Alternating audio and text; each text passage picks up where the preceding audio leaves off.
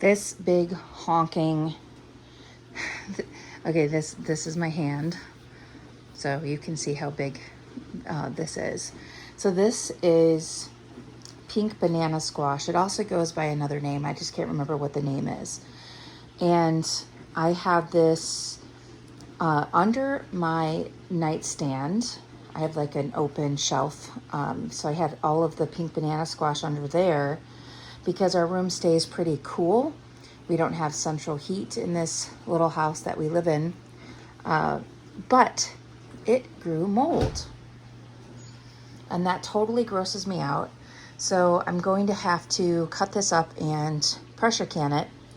So the reason why I've waited this long, now this is from last season, is because pink banana squash takes time to get sweeter.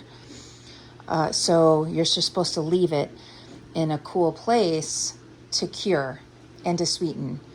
Now in the new house, once we get my like cold storage pantry built downstairs, I can't wait to have that.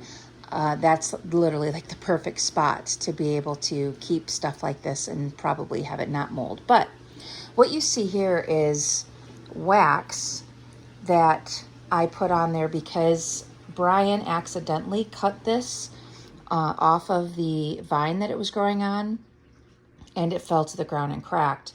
And I didn't want it to get ruined, so I asked fellow gardeners online what to do, and they said to fill it with wax, and that seemed to work because it didn't rot or anything around the injury. So I'm going to cut this up. I'm going to actually roast the seeds. I'll save some of them, but there's so many that I'll never be able to grow that many pink banana squash.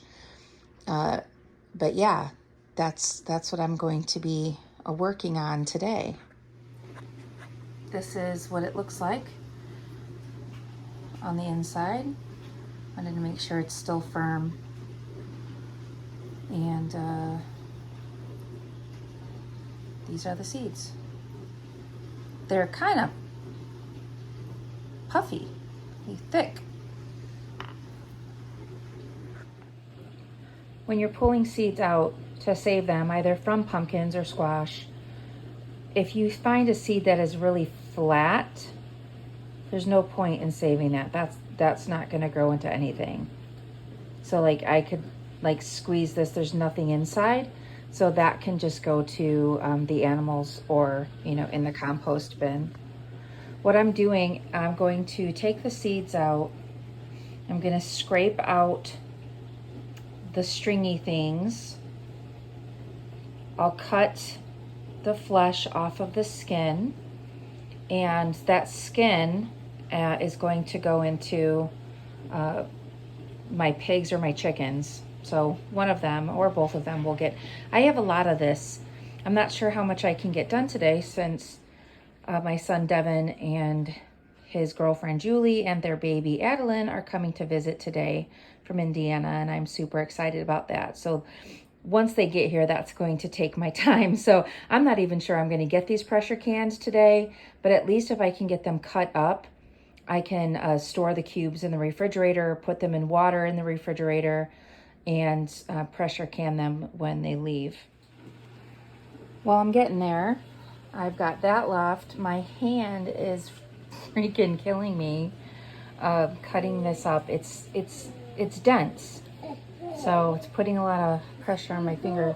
But here, this is all the seeds so far. I thought it would have more seeds than this. So I'm not sure if it's worth roasting them or just saving them. I'm not sure. But so far, so good.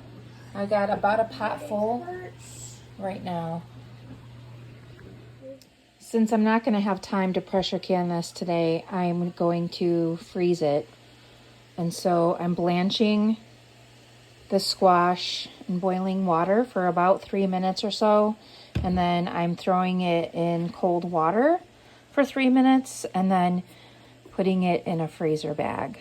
The blanching helps it not get so mushy and funky when it's used after it's frozen. I got my bags blanched pink banana squash, and these are literally all of the seeds in that entire pink banana squash, which is crazy to me. I thought there'd be so many more. So I'm just going to let them sit here on the counter and dry, and so I can share these seeds with other people.